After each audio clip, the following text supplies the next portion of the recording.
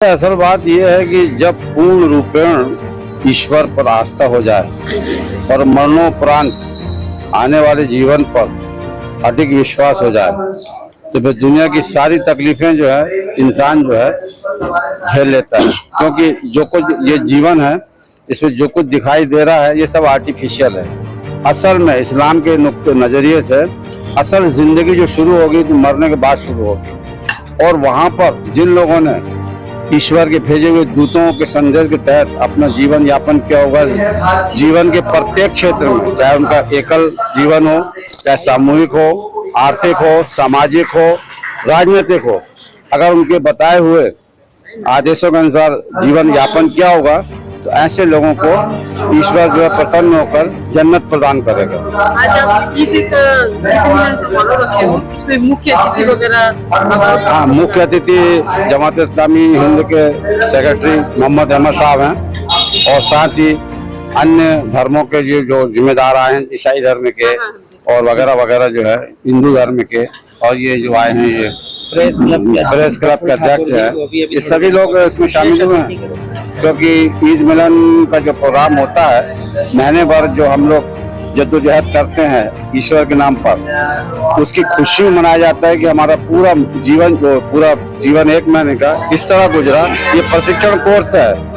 आइंदा जो है 11 महीने हमें इसी संयम के साथ जो है जीवन व्यतीत करना है। ईद मिलन इसका सार क्या है, इसका एक संदेश क्या है ईद मिलन? हाँ, ईद मिलन का संदेश ये है कि जो प्रशिक्षण कोर्स से हम गुजरे हैं ईश्वर की पूरे एक महीना, आप देखेंगे कि आइंदा दिनों मस्जिद में इतनी भीड़ नहीं होती, लेकिन रमजान में बहुत भीड़ होती है। तो क्या ये इसको इसलिए रखा गया है ताकि आइंदा भी एक जरूरी ऐलान एक आया था, एक जरूरी ऐलान, रमजान के बाद भी मस्जिदों में नमाज अदा की जाएगी। ऐसा नहीं खाली रमजान में, ये तो आपको ट्रेनिंग दी गई। अब ट्रेनिंग का प्रदर्शन अगर आपकी 11 महीने वाली जिंदगी में नहीं होता है तो फिर खामखा जो है आपने अपने शरीर को कष्ट दिया। एक पैगंबर इस्लाम का एक कथन है कि कितने ही रोजगार ऐसे हैं जिन्हें भूख प्यास के अलावा कुछ हाथ नहीं आता। जो लोग इससे सही शिक्षा प्रदान ग्रहण करके आइंदा अपने जिंदगी को सुधार लें तो उनके लिए ये खुशी का मौका है। इसकी खुशी में ईद मनाई जाती है। और जहाँ तक ये प्रोग्राम का ताल्लुक है, इस प्रोग्राम का मतलब ये है कि हमारे देश में अनेक धर्म एक राष्ट्र, सब संस्कृति के लोग रहते हैं, तो उनके बीच में आपस में नफरत के बजाय मोहब्बत का माहौल पैदा हो। आप देख रही होंगी इस वक्त नफरत का बहुत जबरदस्त माहौल पैदा किया जा रहा है। हम चाहते हैं, इस प्रोग्राम के द्वारा भी संदेश देना चाहते हैं कि सभी संप्रदाय के लोग, चाहे वो किसी से संबंध रखते हो, लेकिन मनुष्य तो है ना, वो ईश्वर के बंदे हैं ना, वो एक आदम की औलाद है ना। इस प्रकार वो सब भाई भाई हैं आपस में, उनमें आपका समन्वय हो, सामंजस्य हो, प्यार हो, मोहब्बत हो, तभी हमारा देश विकास करेगा, तरक्की करेगा। अन्यथा अगर हम बटे रहेंगे, एक दूसरे नफरत करते रहेंगे तो फिर हम कोई तरक्की और विकास नहीं कर सकते।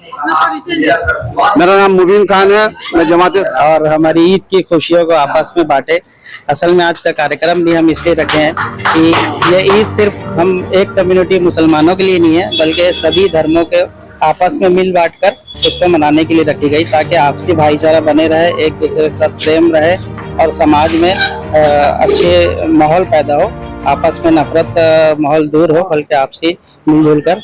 ईद मिलन का पैगाम भी यही है, जिसमें हम सभी धर्म के और मजहब के जिम्मेदारों को बुलाए हैं ताकि एक दूसरे को मिलजुल कर रहे। बहुत बहुत शुक्रिया। मैं रायपुर यूनिट जमात इस्लामी का अध्यक्ष हूँ, मोहम्मद उबैदुल्लाह खान।